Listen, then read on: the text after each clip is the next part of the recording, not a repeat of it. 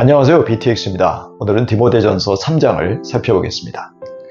바울은 누군가 감독의 직분을 얻기를 열망한다면 그 사람은 착한 일을 갈망한다고들 말하는데 그 말은 옳다고 인정하고 있습니다. 감독은 교회를 대표하며 교회를 이끌고 말씀으로 성도들을 양육하며 가르치는 사람들을 의미합니다. 이런 사람들의 성품, 자질을 설명하면서 문장의 맨 앞에 반드시를 뜻하는 영어의 must, ouught와 같은 동사가 놓여 있습니다. 감독은 반드시 첫 번째, 책망할 것이 없고 나무랄 데 없는 사람이어야 합니다. 두 번째, 한 아내의 남편이 되어야 한다는 것이지요. 여기서 하나라는 단어가 맨 앞에 강조되어 있습니다. 세 번째, 절제해야 합니다. 자기를 조절할 줄 아는 사람이어야 한다는 것입니다. 네 번째, 근신해야 합니다. 분별 있고 민감하며 정숙하고 겸손해야 한다는 것입니다.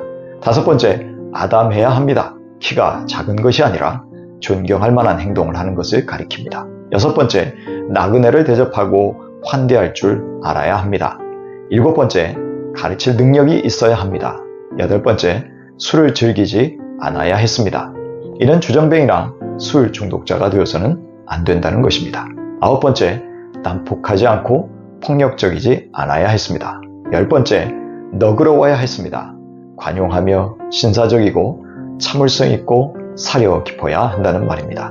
11번째, 다투지 않아야 했습니다. 화평하게 지내려 하는 사람이어야 한다는 것이죠. 12번째, 돈을 사랑하지 않고 돈에 욕심이 없는 사람이어야 했습니다. 13번째, 자기의 가정을 잘 관리하고 권위를 가지고 가장의 역할을 감당하는 사람이어야 합니다. 14번째, 자녀들이 복종하고 순종하는 상태에 있어야 했습니다. 이 말은 아버지가 자녀들에게 존경할 만한 상태에 있어야 한다는 말입니다. 15번째, 이제 갓 신앙을 가진 사람은 감독이 되어서는 안 되었습니다. 그 이유는 새로 신앙을 가진 사람이 너무 교만해져서 마귀가 받을 심판에 떨어질 위험이 있기 때문입니다. 16번째, 교회 밖에 있는 사람들에게서도 선한 증거를 얻은 사람이어야 했습니다. 그 이유는 교회가 비방과 수치에 빠지지 않고 마귀가 이것을 계기로 교회를 함정에 빠뜨리지 않게 하기 위해서입니다. 이어서 바울은 집사들의 자질들을 논하고 있습니다. 집사들은 원래 식탁 봉사자라는 의미로 교회를 돕는 일꾼들입니다. 집사들 역시 감독의 성품과 자질들의 연장선상에 있음을 알아야 합니다. 그래서 집사들은 첫 번째, 신중해야 합니다. 이 말은 진지하며 존경할 만한 선한 행실을 가져야 한다는 것입니다. 두 번째, 일구이연하지 않는다는 것은 거짓이 없는 진실한 삶을 살아야 한다는 것입니다. 세 번째, 술에 탐닉하지 않아야 하는데 술에 지나치게 붙잡히지 않아야 한다는 것입니다. 네 번째, 부정한 이득을 탐하지 않아야 합니다. 즉 물질, 돈에 욕심을 내지 않아야 한다는 것이죠. 다섯 번째, 깨끗한 양심 속에 믿음의 비밀, 하나님의 비밀을 간직한 사람이어야 했습니다. 복음의 비밀을 간직한다는 것은 결혼 서약을 끝까지 지켜나갈 때 사용하는 단어입니다. 즉 집사는 믿음의 비밀, 곧 진리를 위해 살고 또한 죽을 각오를 해야 한다는 것이지요. 이런 사람들이 집사의 직분을 맡기 전에 시험을 통과해야 합니다. 그리하여 책망받을 일이 없는 사람이 집사로 임명되어야 했습니다. 여자 집사들 혹은 교회에서 지도적 위치에 있는 여성도들도 남자 집사들의 자질과 연장선상에 있어야 합니다. 첫 번째, 신중함으로 존중받을 성품을 갖고 있어야 했습니다. 두 번째, 남을 모함하지 말아야 합니다. 악의를 가지고 말을 해서는 안 된다는 것입니다. 세 번째, 절제해야 하는데 극단에 치우치지 않는 온화한 성격으로 도를 넘지 않고 품위를 지켜야 한다는 것이지요.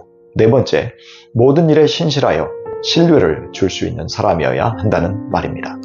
감독처럼 집사도 결혼했다면 한 아내의 남편이어야 합니다. 또한 가정에서 모범이 되는 가장이어야 합니다. 이렇게 집사의 직무를 잘 수행한 사람들은 좋은 지위를 얻게 되고 그리스도 예수를 믿는 믿음 안에서 큰 확신을 얻게 될 것이라고 말합니다.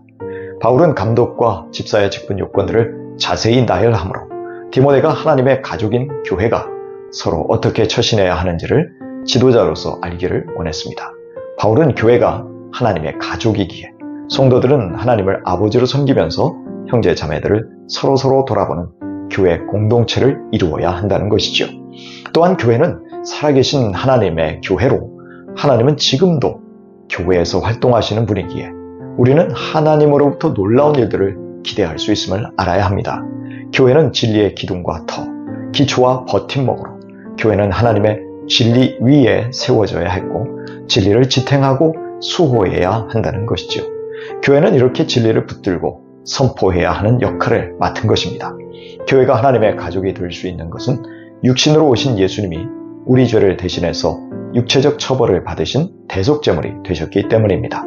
그러나 무죄한 예수님을 십자가에서 죽게 하신 하나님 아버지는 무덤 속에서 예수님을 일으키심으로 예수님의 무죄를 증명하셨습니다. 이것이 바로 예수님이 성령으로 의롭다는 인정을 받으셨다는 의미입니다. 천사들은 주님을 섬기기 위해서 주님께 다가가서 고통 중에 계시던 주님을 돌보았습니다. 예수님은 승천하시기 전에 만국의 그리스도를 전파할 것을 제자들에게 명령하셨고 이후에 제자들은 그리스도의 구원의 도리를 전파하고 다녔습니다. 그 결과로 세상 사람들은 주님의 복음을 듣게 되었고 택함받은 사람들이 주님을 믿었습니다. 그들은 이제 삶을 주님께 드리고 하나님의 가족이 되었습니다.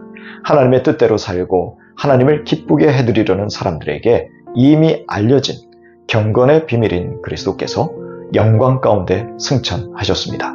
지금 그리스도는 하나님 우편에 앉아 계신 영광스러운 하늘과 땅의 왕이십니다.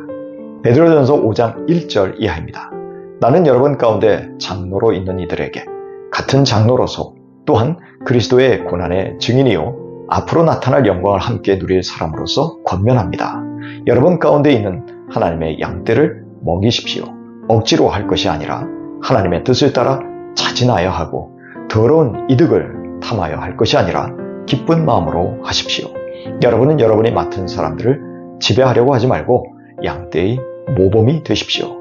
그러면 목자장이 나타나실 때에 변하지 않는 영광의 멸관을 얻을 것입니다.